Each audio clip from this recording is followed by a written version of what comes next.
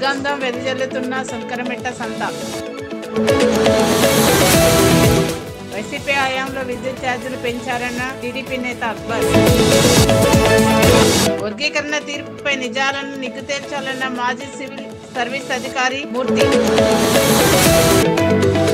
అరకు అందాలు చూసి మంత్రముగ్ధులవుతున్న పర్యాటకులు. డిసెంబర్ 31న ప్రత్యేక నిఘా ఏర్పాటు చేశామన్న ఎస్పీ కృష్ణారావు.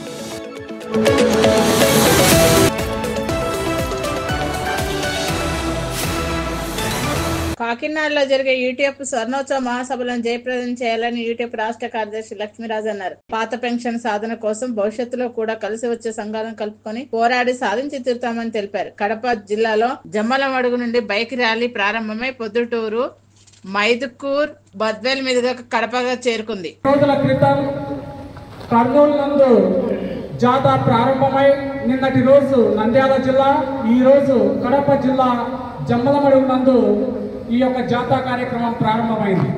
జమ్మలమడుగు నుండి ప్రొద్దుటూరు, మైదుకూరు, బద్వేల్ మీదుగా ఇప్పుడు కడపకు చేరుకుంది. ఈ రోజుతో ఈ జాతర కార్యక్రమం కడపలో ముగిస్తున్నాం. మరి ఆంధ్రప్రదేశ్ ఐక్య ఉపాధ్యాయ ఫెడరేషన్ ఒక చారిత్రాత్మకమైన అవసరంతో ఆనాటి పరిస్థితులకు అవసరానుగుణంగా అన్ని క్యాడర్ల ఉపాధ్యాయులను, అన్ని ప్రాంతాల ఉపాధ్యాయులను, అన్ని మేనేజ్మెంట్ల ఉపాధ్యాయులను ఏకం చేస్తూ ఐక్య ఉపాధ్యాయ ఫెడరేషన్ 1974 ఆగస్టు 10వ తేదీన ఆవిర్భావం చేయడం జరిగింది. మరి ఆవిర్భావం జరిగిన నాటి నుంచి కూడా ఉపాధ్యాయ ప్రభుత్వ విద్యారంగ సమస్యల పరిష్కారమే లక్ష్యంగా అనేక పోరాటాలు చేస్తూ ప్రభుత్వాలు ఏవైనా మరి అది అలాగే మన ముఖ్యమంత్రులు ఎవరున్నా కూడా పోరాటాలు తప్ప రాజీలు పడేటువంటి పరిస్థితి లేకుండా మరి అనేక సమస్యలను పరిష్కరిస్తూ వస్తున్నాం. అందులో భాగంగానే రీగ్రూపింగ్ స్కేల్ కావచ్చు, ఆటోమేటిక్ అడ్వాన్స్మెంట్ స్కీమ్ కావచ్చు, ఎన్జిఓల కన్నా ఒక ఇంక్రిమెంట్ అధికంగా సాధించడంలో కానీ, బదిలీలలో మనకు కౌన్సిలింగ్ విధానాన్ని తీసుకురావడంలో కానీ, అప్రెంటిస్ విధానాన్ని రద్దు చేయించుకోవడంలో కానీ అనేక పోరాటాలను, అనేక విధమైన సమస్యలను పరిష్కరించుకోవడంలో యూటీఎఫ్ ముందుండి ఈ యొక్క సమస్యల పరిష్కారాన్ని కృషి చేసింది. అలాగే నేడు సిపిఎస్ అనేటువంటి ఒక భూతం ఉద్యోగ ఉపాధ్యాయుల పదవీ విరమణ చెందిన తర్వాత ఎన్నో ఆటంకాలకు గురి చేస్తూ ఉంది.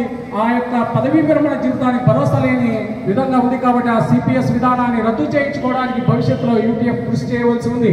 అల్లూరి సీతారామరాజు జిల్లా వై రామవరం మండలం దాలిపాడు గ్రామ పంచాయతీ గుమ్మరిపాలెం గ్రామం మధ్యలో 2016 సంవత్సరంలో వైసీపీ ప్రభుత్వంలో కల్వకట్ట నిర్మాణ పనులు మొదలుపెట్టింది. అయితే నిధుల కొరత ఉందని నిర్మాణ అర్ధాంతరంగా మధ్యలో ఆపేశారని గ్రామస్తులు ఆవేదన వ్యక్తం చేస్తున్నారు. కాల్వట్ నిర్మాణాల పనులకు నిధులు కేటాయించాలన్నారు. ప్రభుత్వం తమ బాధను గుర్తించి తగిన చర్యలు తీసుకోవాలని గ్రామస్తులు డిమాండ్ చేశారు. ఇప్పుడు మాకు పిల్లలు ఆదాల వీధి నుంచి ఈదాల వీధికి రావడానికి కూడా చాలా కష్టం పడుతున్నారు. వర్షం వాదం ఉన్నప్పుడు మాకు భయం అయిపోతుంది. వర్షం పడ్డప్పుడు కాలువ కొట్టుకపోతే ఏం చేస్తుందో దిగుమరే చేస్తారని ఈతలు వీధారు, ఆదాల వీధారు కష్టం పడుతున్నాం. తర్వాత మాకు పండిన పంటలు కూడా ఈతల వీధి నుంచి ఆదాల వీధికి మోచుకోవడానికి మాకు కూడా వర్షకాలం చాలా బాధగా ఉన్నది. ఈ బ్రిడ్జి తయారు చేస్తారని వెంటనే కట్టిస్తారని ప్రభుత్వం వారు కోరి ప్రార్థించుకుంటున్నాం. తర్వాత ఈ ప్రభుత్వం వచ్చినప్పుడే కట్టింది ఇది. ఈ రోడ్డు, ఈ బ్రిడ్జిలంతా ఈ ప్రభుత్వమే చేయించింది. అంతేగాని మళ్ళీ ఇదే ప్రభుత్వం వచ్చింది, ఈ ప్రభుత్వం మళ్ళీ చేయిస్తారా ఏం చేస్తారా అని కోరి ప్రార్థిస్తున్నాం. ఇది చేయకపోతే మాకు చాలా కష్టం ఉన్నది. మా పిల్లలకి జిల్లా కూడా భయం అవుతుంది వర్షకాలం రానికి. నెల్లూరు పట్టణంలోని 49వ డివిజన్లో ఉచితంగా మెడికల్ హెల్త్ క్యాంపు చెకప్ నిర్వహించారు. పేదల జీవన ప్రమాణాలు పెంచడం ప్రభుత్వ లక్ష్యంగా పనిచేస్తుందని జనసేన నాయకులు కిషోర్ అన్నారు. 300 మంది పేదల అవకాశాన్ని వినియోగించుకున్నారని చెప్పారు.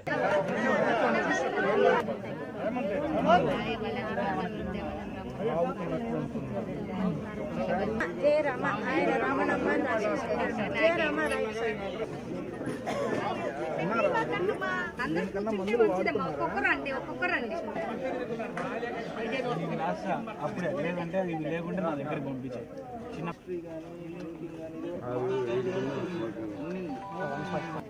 అంత ఇబ్బంది కలుగుతుంది. బీపీ నెగ్లెక్ట్ చేయాలి. అయిపోయింది. బాయ్స్ ప్రముఖ పర్యాటక కేంద్రం అరకులోయ మండలం సుంకరమెట్ట పంచాయతీ కేంద్రంలో సంతలో దుర్వాసన వెదజల్లుతుంది. పంచాయతీ కేంద్రం సుంకరమెట్ట సంతలో పరిశుభ్రత చేపట్టకుండా పంచాయతీ అధికారులు నిర్లక్ష్యం వహిస్తున్నారు. దీంతో స్థానిక గిరిజనులు అనారోగ్యం పాలవుతున్నారు. ప్రభుత్వం ఇప్పటికైనా స్పందించే సంతను పరిశుభ్రంగా ఉండేలా చేస్తే అటు వ్యాపారులకు ఇటు గిరిజనుల అనారోగ్యం పాలు కాకుండా ఉండే అవకాశం ఉంది. వర్గీకరణ తీరుపై నిజాలను నిగ్గు తేల్చాలని మాజీ సివిల్ సర్వీస్ అధికారి పిఎస్ఎన్ మూర్తి అన్నారు. ఎస్సీ వర్గీకరణ విషయంలో సుప్రీంకోర్టు ఇచ్చిన తీర్పుపై ఆయన మండిపడ్డారు. మాదిగ సోదరులను చంద్రబాబు మోడీ ఓటు బ్యాంకుగా వాడుకున్నారని విమర్శించారు. వర్గీకరణ కోసం అందరూ కలిసి పోరాడాలని పిలుపునిచ్చారు. ఈ వర్గీకరణ వాదానికి ఇప్పుడు వేసినటువంటి కమిషన్ ఏదైతే ఉందో, one man commission, Rajiv Ranjan commission ఏదైతే ఉందో, ఈ కమిషన్ ని వ్యతిరేకిస్తున్నారు కొంతమంది ఆ కమిషన్ ముందుకెళ్లి వారి యొక్క వాదనలు వినిపిస్తున్నారు. ఈ రెండిట్లోనూ తప్పులేదు, వ్యతిరేకించడంలోనూ తప్పులేదు, మన యొక్క వాదాన్ని ఈ కమిషన్ కి అందివ్వడంలోనూ తప్పులేదన్న సంగతిని కొంతమంది నాకు ఫోన్ చేయడం జరిగింది. వాళ్ళకి సమాధానంగా ఇది నేను చెప్తున్నాను. ఇప్పుడు ఇచ్చినటువంటి తీర్పు కేవలం 7 మంది సభ్యుల తీర్పే. ఇంతవరకు భారత రాజ్యాంగం మీద వచ్చినటువంటి అనేక సమస్యల మీద వేసినటువంటి సుప్రీంకోర్టు బెంచెస్ 13 సభ్యుల బెంచ్లకు అతిపెద్ద బెంచ్గా ఇంతవరకు ఏర్పాటు చేయడం జరిగింది. ఈ సమస్యను కూడా మనకి ఇప్పుడున్నటువంటి ప్రమాణాల ప్రకారం సుప్రీంకోర్టులో 13 జడ్జీల బెంచ్ దీన్ని వెరిఫై చేసి దీన్ని పరిశీలించి మళ్ళీ తీర్పుని మళ్ళీ సవరించి సరైనటువంటి రాజ్యాంగబద్ధమైనటువంటి తీర్పు ఈవేళ కాకపోతే రేపైనా వస్తుందనేటటువంటి ప్రగాఢమైన నమ్మకం మాకుంది. ఆ నమ్మకంతో మేము ముందుకెళ్తాం. ఈ ఒకవేళ మళ్ళీ క్లాసిఫికేషన్ చట్టం వచ్చినా కానీ అది నోటిఫికేషన్ రూపంలో వచ్చినా, ఆర్డినెన్స్ రూపంలో వచ్చినా, చట్టం రూపంలో వచ్చినా దాన్ని వ్యతిరేకిస్తూ మళ్ళీ సుప్రీంకోర్టుకి వెళ్ళడం జరుగుతుంది. ఒక లార్జర్ బెంచ్కి అపీల్ చేయడం జరుగుతుంది. అలాగే మా సోదరులందరూ కూడా అన్ఎంప్లాయిడ్ యూత్ చాలా మంది ఉన్నారు. అసలు భూమి లేని పేదలు చాలా మంది ఉన్నారు. వాళ్ళు చాలా రగిలిపోతున్నారు. ఈ సమస్యని రోడ్డు మీదకి వచ్చినటువంటి సమస్యను వాళ్ళందరూ రోడ్డుకి ఎక్కుతున్నారు. ఈ పేద వర్గాలు, బలహీన వర్గాలు వీళ్ళని రోడ్ల మీదకి ఈడ్చి రాజకీయ పార్టీలు తీర్చుకుంటున్నటువంటి పైశాచిక ఆనందాన్ని బంద్ చేసుకోకపోతే ఈ దేశానికి, రాష్ట్రానికి సరైనటువంటి ప్రజాస్వామ్యాన్ని మీరు నిలబెట్టలేకపోతున్నారన్న సంగతిని రాజకీయ పార్టీలకు నేను మనవి చేస్తూ ఈ సందర్భంగా వచ్చినటువంటి మీ అందరికీ ధన్యవాదాలు తెలియజేస్తూ ముగిస్తున్నాను. థ్యాంక్ యూ వెరీ మచ్ అండి. విద్యుత్ ఛార్జీలను వైసీపీ ప్రభుత్వంలోనే పెంచిందని టీడీపీ కడప జిల్లా అధికార ప్రతినిధి మన్నూరు అక్బర్ అన్నారు. విద్యుత్ ఛార్జీలపై అసెంబ్లీలో చర్చకు రావాలని సవాల్ విసిరారు. వైసీపీ నేతలు ధర్నాల పేరుతో ప్రజలను మభ్యపెడుతున్నారని విమర్శించారు. మా ప్రభుత్వంలో వాళ్లకు స్వేచ్ఛాయుతంగా నిరసనలు, ధర్నాలు చేసేదాని కోసం స్వేచ్ఛ ఉంది అని చెప్పేసి మీకు మొదటగా మేము ఆ యొక్క పార్టీ వారికి మేము గుర్తు చేస్తా ఉన్నాం. మీరు ఏదైతే ధర్నాలు విద్యుత్ ఛార్జీల మీద చేస్తా ఉన్నారో మీరు పునరాలోచన చేసుకోవాలా. మీరు చేసినటువంటి తప్పిదాలను తెలుగుదేశం ప్రభుత్వం మీద రుద్దాలని చూస్తే అది ఒక తప్పుగానే ఉంటుంది తప్ప అది కరెక్ట్ కాదనేది మేము స్పష్టంగా తెలియజేస్తా ఉన్నాం. 2 ఛార్జెస్ అయితేనేమి, మరో 2 రకాల ఛార్జెస్ మీ ప్రభుత్వ హయాంలో పెంచి రకరకాల పద్ధతిలో ఎలక్ట్రిసిటీ బిల్లుల మీద, ఆంధ్రప్రదేశ్ ప్రజల గృహాల మీద నడుపుకున్నటువంటి మీటర్ల మీద, విద్యుత్ ఛార్జీల మీద బరువు బాదుడు కార్యక్రమం మోపి ఆంధ్రప్రదేశ్ ప్రజల నుంచి దాదాపు 35,000 నుంచి 38,000 కోట్లు ఈ రోజుకి మీరు వాళ్ళ మీద భారం ఉంది అంటే కేవలం జగన్మోహన్ రెడ్డి గారి పరిపాలన మూలంగానే అని చెప్పేసి మేము గుర్తు చేస్తా ఉన్నాం. మీకు నమ్మకం లేకపోతే అసెంబ్లీలో చర్చకు రాండి, చర్చించండి. ఆధారాలతో సహా మా ప్రభుత్వం మీకు చూపిస్తుంది అని చెప్పేసి మేము స్పష్టం చేస్తా ఉన్నాం. అదే విధంగా మా విద్యుత్ శాఖ మంత్రి గారు కొట్టిపాటి రవీంద్ర గారు కూడా దీనిపైన స్పందించి చర్చకు రావాలని చెప్పేసి పిలవడం జరిగింది. కానీ ఎవరు ఆ చర్చకు మీరు మద్దతు కానీ లేదంటే మేము వస్తామని చెప్పేసి కానీ ఎక్కడా చెప్పలేదు. మీ పార్టీలో ఉన్నటువంటి 11 మంది ఎమ్మెల్యేల గుడికి మేము విజ్ఞప్తి చేస్తా ఉన్నాం. ప్రజల మీద మీకు చిత్తశుద్ధి ఉంటే, మీరు ఏ తప్పు చేయలేదని చెప్పేసి మీకు విశ్వాసం ఉంటే అసెంబ్లీలో ప్రజల పక్షాన నిలబడి పోరాటం చేయండి. ప్రజలకు మేము కూడా జవాబు చెప్పే హక్కు మాకు ఉంది కనుక మీరు చెప్పిన దానికి ఆధారాలతో సహా తప్పు అని చెప్పేసి విద్యుత్ ఛార్జీల మీద మేము నిరూపించడానికి సిద్ధంగా ఉండమని చెప్పేసి తెలియజేస్తా ఉన్నాం. దేశానికి మన్మోహన్ సింగ్ ప్రధాని కావడం దేశ ప్రజల అదృష్టం అని రాజమండ్రి మాజీ ఎంపీ ఉండవల్లి అరుణ్ కుమార్ అన్నారు. మాజీ ప్రధాని మన్మోహన్ సింగ్ చిత్రపటానికి పూలమాల వేసి నివాళులర్పించారు. ప్రపంచం మొత్తం అల్లకొల్లంగా ఉన్నప్పుడు కూడా భారతదేశానికి ఎటువంటి ఆపద రాకుండా కాపాడిన గొప్ప వ్యక్తి మన్మోహన్ సింగ్ అని కొనియాడారు. ఎంత సమర్థవంతంగా ఆయన సంస్కరణల్ని అమల్లోకి తేగలిగాడంటే మీకు ఒక్క ఉదాహరణ అనేక సార్లు నేను చెప్పాను, మళ్ళీ చెప్తున్నాను. సరిగ్గా 90వ దశకంలో యుఎస్ఎస్ఆర్ అని మనం పిలుచుకునేటువంటి యునైటెడ్ సోవియట్ సోషలిస్ట్ రిపబ్లిక్ ఒక పవర్ సెంటర్. అది అమెరికా ఒక పవర్ సెంటర్ అయితే రష్యా యుఎస్ఎస్ఆర్ ఒక పవర్ సెంటర్. మన మిత్ర దేశం. మనం కష్టాల్లో ఉన్నప్పుడు మనకి అండగా నిలబడినటువంటి దేశం.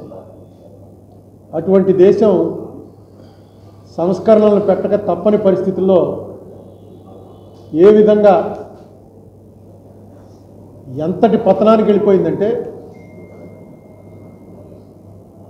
ఇది నేను కూడా మ్యాగజైన్స్, ఆ రోజుల్లో మ్యాగజైన్స్లో పతాక శీర్షికల్లో వచ్చిన స్టోరీ. రష్యాలో ఒక ఆవిడ వెళ్ళి ఒక మీట్ స్టోర్స్లో, అంటే మాంసపు దుకాణంలో మాంసం కొనుక్కుని వచ్చి ఇంటికి వచ్చి దాన్ని కడుక్కుని కోసుకుని వండుకుంటారు. కోసి చూస్తుంటే దాంట్లో ఒక చిన్న లోహపు ముక్క కనబడింది ఆవిడ కొనుక్కొచ్చిన మాంసంలో.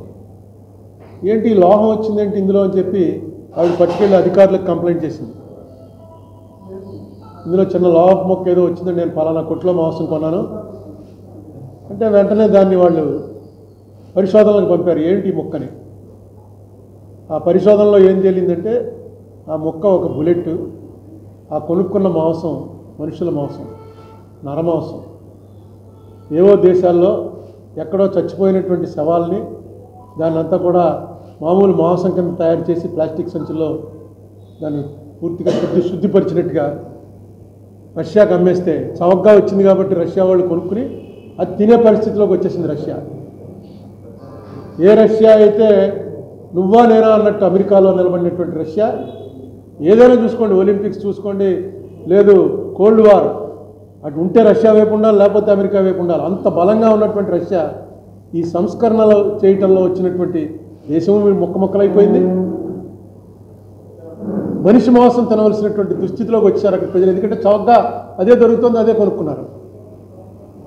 అదే సమయంలో మన ఇండియాలో సంస్కరణలని రాజకీయంగా పివి నరసింహారావు గారు, ఆర్థిక పరంగా మన్మోహన్ సింగ్ గారు, వీళ్ళిద్దరూ కలిసి ఎంత ఖచ్చితంగా అమలు చేశారంటే రోజు పార్లమెంట్లో, లోక్సభలో, రాజ్యసభలో దాని మీద చర్చ జరుగుతూనే ఉండేది. దాన్ని వ్యతిరేకించే వాళ్ళు మాటి మాటికి అప్పుడు మనందరం విన్నాం. ఆ టైంలో ఉన్న వాళ్ళందరం ఈయన జేబులోనే పెట్టి తిరిగేవాడు రాజీనామా మన్మోహన్ సింగ్. ఎందుకంటే ఆయనకి ఇది అలవాట్లేదు. ఇలా నిలదీసి నువ్వు ఇంత సర్వనాశనం చేసావు, నీ అంత దేశద్రోహి ఎవడో లేడు, ఇలాంటి మాటలన్నీ పడే అలవాట్లేదు అతనికి. ఏఓబిలో 3 మహిళా మావోయిస్టులను వరుస పోలీసులు అరెస్ట్ చేశామని డీఐజీ శేఖర్ తెలిపారు. అరెస్ట్ అయిన వారిలో ఒకరు సీఎం కేడర్, మరో 2 కమిటీ సభ్యులుగా కొనసాగుతున్నారని, వీరిని సీలేరు పోలీస్ స్టేషన్ సమీపంలో గల గుంటవాడలో స్పెషల్ ఆపరేషన్ గ్రూప్ దళాలు అరెస్ట్ చేశాయని చెప్పారు. ఏసీఎం కేడర్ మావోయిస్టులపై 4 లక్షల రివాండ్ ఉండగా మరో 2 సభ్యులపై చెరో 2 లక్షల రూపాయల రివాండ్ ఉందని తెలిపారు. ଆମର ଯେଉଁ ମାଲକାନଗିରି ପୁଲିସ୍ ଅଛି ତାଙ୍କର ଆଉ ଆମର ଇଣ୍ଟେଲିଜେନ୍ସ ରିଙ୍ଗରେ ଅଛି ତାଙ୍କର କୋଲାବରେସନରୁ ଆଜି ମାଲକାନଗିରି ପୁଲିସ୍କୁ ବହୁତ ବଡ଼ ଗୋଟେ ସକ୍ସେସ୍ ମିଳିଛି। ଆଜି ସକାଳେ ଆମ ପାଖରେ ଇନଫର୍ମେସନ୍ ଆସିଥିଲା ରାତି अर्ली ମର୍ଣ୍ଣିଂରେ कि ଆମ ଚିତ୍ରକୋଣ୍ଡା ଥାନା ଏରିଆରେ ଗୁନ୍ଥାୱାଡ଼ା ଗାଁ ଅଛି, ସେଠି କିଛି ମାନେ ସସ୍ପେକ୍ଟେଡ୍ ଲୋକର ମୁଭମେଣ୍ଟ ଅଛି ଆଉ ଆସେମ୍ବଲି ଅଛି। सही इन्फॉर्मेशन को वेरीफाई करिए। అంబేద్కర్ కోనసీమ జిల్లా ఉప్పలగుప్త మండలం ఎస్ యానంలో జాతీయ స్థాయి మహిళా బీచ్ వాలీబాల్ పోటీలను మంత్రులు రామానాయుడు, వాసంశెట్టి సుభాష్ ప్రారంభించారు. మొదటి మ్యాచ్ గోవా పుదుచ్చేరి జట్ల మధ్య జరిగింది. గోవా, గుజరాత్, కేరళ, పశ్చిమ బెంగాల్, పుదుచ్చేరి, తమిళనాడు వరుస ఆంధ్రప్రదేశ్కు చెందిన 8 జట్లు ఈ టోర్నమెంట్లో తలపడనున్నాయి. కోనసీమలో టూరిజం అభివృద్ధికి బీచ్ వాలీబాల్ పోటీలు నిర్వహిస్తున్నట్లు వాలీబాల్ అసోసియేషన్ ప్రతినిధులు తెలిపారు. పాత్రికేయ మిత్రులందరికీ కూడా ముందుగా నమస్కారాలు తెలియజేసుకుంటూ ఈరోజు ఎస్ యానం వద్ద మన స్థానిక శాసనసభ్యులు ఆనందరావు గారి యొక్క సారథ్యంలో మరి ఈరోజు బీచ్ వాలీబాల్ టోర్నమెంట్ని పెద్ద ఎత్తున నిర్వహించుకోవడం చాలా సంతోషం, చాలా ఆనందం అని చెప్పి తెలియజేసుకుంటూ ఉన్నా. ఎందుకంటే గత 5 సంవత్సరాల పాలన అంతా కూడా కక్షలు, కేసులు, వేధింపులతో కూడినటువంటి పాలన, ప్రజా వేదికతో కూలగొట్టడంతో ప్రారంభమైనటువంటి ఒక విధ్వంసకరమైనటువంటి పాలన గత 5 సంవత్సరాల్లో ఆంధ్రప్రదేశ్ రాష్ట్రంలో చూసాం.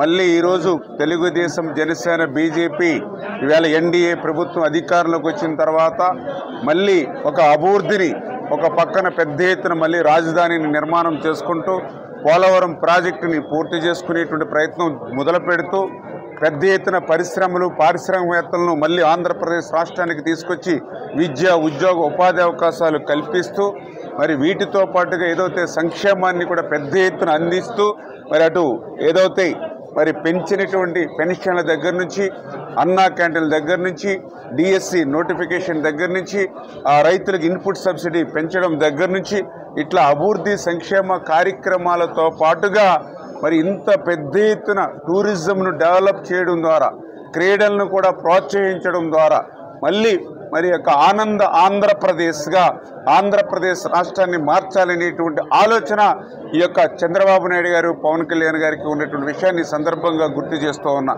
ఎందుకంటే ఈ రోజునే కాదు, గతంలో తెలుగుదేశం ప్రభుత్వం అధికారంలో ఉన్నప్పుడు కూడా క్రీడలకు పెద్ద ఎత్తున ప్రాధాన్యత ఇచ్చి ఆ రోజు అత్యంత ప్రతిష్టాత్మకంగా మరి ఆఫ్రో ఆసియన్ గేమ్స్ను కూడా ఉమ్మడి ఆంధ్రప్రదేశ్ రాష్ట్రంలో నిర్వహించినటువంటి ఘనత కూడా ఆ రోజు చంద్రబాబు నాయుడు గారిది. మళ్ళీ ఈరోజు మళ్ళీ ఎన్డీఏ ప్రభుత్వం కూడా అటువంటి క్రీడలకు అత్యంత ప్రాధాన్యత ఇస్తూ ఉన్నాం. కానీ గత ఏదైతే వైఎస్ఆర్సీపీ ప్రభుత్వం మీ అందరికీ తెలుసు, ఆ రోజు 5 సంవత్సరాల పాలనంతా కూడా మరి దోపిడీ మీదే దృష్టి పెట్టినటువంటి పరిస్థితి, లూటీ మీదే దృష్టి పెట్టినటువంటి పరిస్థితి. అరకందాలను చూసి పర్యాటకులు మంత్రముగ్ధులవుతున్నారు. రాత్రి సమయంలో క్యాంప్ ఫైర్ పెట్టుకొని స్థానిక గిరిజనులతో దీన్సా నృత్యం చేస్తూ ఆడిపాడి ఎంజాయ్ చేస్తున్నారు. మంచు వర్షంలో తడుచుకుంటూ ఎంజాయ్ చేస్తూ సేద తీరుతున్నారు. ఇక్కడ పొగమంచు చాలా ఎక్కువగా ఉంది, చలి చాలా బాగుందండి. ఇక్కడికి వచ్చినందుకు చాలా ఆనందంగా ఉంది. అరకు అంటేనే చలి, ఈ సీజన్లో వచ్చేది చలి కోసం. సో పొగమంచు ఏంటి, చలి ఏంటి, చాలా చాలా బాగుంది. ఎస్సీ కులగణన సర్వేలో బేడబుడగ జంగం సామాజిక వర్గాన్ని చేర్చాలని బేడబుడగ జంగం సంక్షేమ సంఘం ఆధ్వర్యంలో కలెక్టర్ కార్యాలయం ఎదుట ధర్నా చేపట్టారు. ఈ సందర్భంగా బేడబుడగ జంగం సంక్షేమ సంఘం అధ్యక్షులు పేర్ల దుర్గాప్రసాద్ మాట్లాడుతూ ఎస్సీ వర్గీకరణ విషయంలో తమను కూడా గుర్తించి తమకు న్యాయం చేయాలని డిమాండ్ చేశారు. కుల ధృవీకరణ సర్టిఫికెట్లు జారీ అయ్యేలా CM Chandrababu, deputy CM Pawan Kalyan వెంటనే స్పందించాలన్నారు. ఏంటంటే భారత రాజ్యాంగంలోని 59 కులాల్లో ఒక ఉపకులం అన్న మాది బేడబుడగ జంగాల కులం. ఇది బాబాసాహెబ్ అంబేద్కర్ రాసిన రాజ్యాంగంలోని 1976 108 అల్టిమేట్ ప్రకారంగా మా కులం సీరియల్ నంబర్లు 9లో ఉన్నది. మరి మాకు 2008 వరకు కూడా ఉమ్మడి ఆంధ్రప్రదేశ్ గా ఉన్నప్పుడు మాకు ఎస్సీ కుల ధృవీకరణ పత్రాలు ఇచ్చారు. మా పిల్లలు చదివించుకుంటూ మేము కూడా రాజ్యాంగంలోని హక్కుని పొంది ఉన్నాము 2008 వరకు. కానీ మరి 2008 నుంచి కూడా మరి బేడబుడగ జంగాలు కులం అయితే ఆంధ్రాలో లేదని మరి రాంగ్ మెసేజ్ వెళ్ళి మా పైన 144 జీవో అప్పుడున్న ప్రభుత్వం వేయడం జరిగింది. మరి 144 జీవోని ఇప్పటి వరకు కూడా మాకు 2017 వరకు కూడా మరి చంద్రబాబు నాయుడు గారు అన్నగారి నాయకత్వంలోని మా స్థితిగతులను చూసి ఆయన క్యాంపస్ లో కూడా ఎంఎస్ రాజన్న గారి ఆధ్వర్యంలో కూడా అప్పుడు మేము మీటింగ్ పెట్టడం జరిగింది. దానిపైన 2017లోనే మా పైన 1 మ్యాన్ కమిషన్ కూడా చంద్రబాబు నాయుడు గారు మా పైన కమిషన్ వేయడం జరిగింది. మన ఆ కమిషన్ సమయంలో ఎలక్షన్ రావడం వల్ల కొద్ది నిర్లక్ష్యం జరిగింది. అదే కమిషన్ మళ్ళీ 2019లోని మరి రీకమిషన్ కూడా వేయడం జరిగింది జగన్మోహన్ రెడ్డి గారి ప్రభుత్వం. ఆ కమిషన్ రిపోర్ట్ కూడా ఇప్పటి వరకు కూడా మాకు ఎటువంటి స్పందన అనేది లేదు. కానీ మళ్ళీ మా బుడగ జెండాలకు 2008 నుంచి కూడా మేము ఒక ఎంఆర్ఓ ఆఫీస్కి వెళ్ళినా కానీ సర్టిఫికేట్ ఇవ్వట్లేదు. ఏంటంటే మీకు ఎస్సీలు ఇక్కడ లేరు అంటున్నారు, కేవలం తెలంగాణలో ఉన్నారంటున్నారు. అలాగే మా పిల్లలకి పెన్షన్కి వెళ్ళినా, వృద్ధులకి పెన్షన్కి వెళ్ళినా, ప్రభుత్వ పథకాలు కూడా ఏది అడిగినా కూడా మీకు జీవో లేదు, మీకు జీవో లేదు అంటాం చాలా మాకు బాధాకరంగా ఉంది. మాకు ఎందుకంటే మేము భారత రాజ్యాంగం, అంబేద్కర్ ఇచ్చిన రాజ్యాంగం హక్కుని మా కులాన్ని మాకు ఏమంటున్నాం తప్ప వేరే కులాన్ని మేము ఏమంటలేదు. కానీ అన్నగారు మందాకృష్ణ గారు మరి ఇవాళ వర్గీకరణ సర్వేలోని బేడబుడగ జంగాలు, మోసి కులం, పంబల కులం, డెక్కల కులం, రెల్లి, మాదిగ ఉప కులాలందరికీ కూడా న్యాయం చేస్తారని ఆ రోజు మాకు అసెంబ్లీలో కూడా మాకు మాట్లాడడం జరిగింది. అలాగే అన్నగారు ఢిల్లీలో కూడా గద్దెనెక్కినప్పుడు కూడా ఆయన కన్నీటి పెట్టుకొని ఉప కులాలు కోసం ప్రాణాన్ని త్యాగం చేసి వాళ్ళు లాయం చేస్తాను బేడబుడక జంగల్ కానీ అన్నగారు మాట్లాడడం జరిగింది. అంబేద్కర్ కోనసీమ జిల్లాలో డిసెంబర్ 31 రాత్రి డ్రంక్ అండ్ డ్రైవ్ తో పాటు ప్రత్యేక టీములు ఏర్పాటు చేసి ఎలాంటి అవాంఛనీయ సంఘటన జరగకుండా చూస్తామని జిల్లా ఎస్పీ కృష్ణారావు అన్నారు. మద్యం తాగి ఇబ్బందులు కలిగిస్తే కఠిన చర్యలు తప్పవని హెచ్చరించారు. మద్యం తాగి వాహనాలు నడిపితే సీజ్ చేస్తామని చెప్పారు. బందోబస్తు ప్లాన్స్ అన్ని కూడా వేసుకోవడం జరిగింది. దాదాపుగా 120 పికెట్స్ పెడతా ఉన్నాం. అలాగే దాదాపుగా ఒక 40 మొబైల్ పార్టీస్ కూడా పెడతా ఉన్నాం. డ్రంక్ అండ్ డ్రైవ్ కూడా ఎక్స్టెన్సివ్గా జరుగుతుంది. ఓపెన్ డ్రింకింగ్ పైన కూడా పటిష్టమైన నిఘా పెడతాం. ఎటువంటి సంఘటన జరగకుండా, ఎటువంటి న్యూసెన్స్ అండ్ నార్మల్ పబ్లిక్కి ఇబ్బంది లేకుండా అనే ప్రకారంగా ప్లాన్ చేసుకుంటూ వెళ్తా ఉన్నాం. సో దీన్ని అందరూ కూడా కోఆపరేట్ చేయాలని చెప్పి ఆశిస్తా ఉన్నాం. Thank you.